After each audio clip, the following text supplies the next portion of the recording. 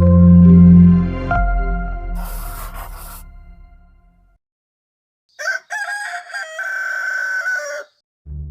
lu bisa berak di celana sih? Jorok amat lu. Itu bang, jadi pas pulang sekolah kan Benny mules, tapi Benny tahan-tahan bang, soalnya mau ke rumah bule dulu. Benny tahan-tahan, tainya malah keluar sendiri, gak ngomong-ngomong, mana jatuh lagi. Malah banget emang tuh Tokai. Buset, lu yang berak malah nyalain Tokai.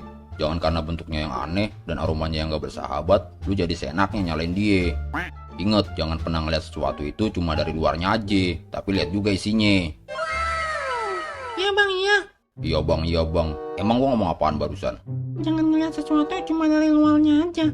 Berarti kalau luarnya jelek kayak gini, dalamnya bagus bang. Ya kagak lah PA.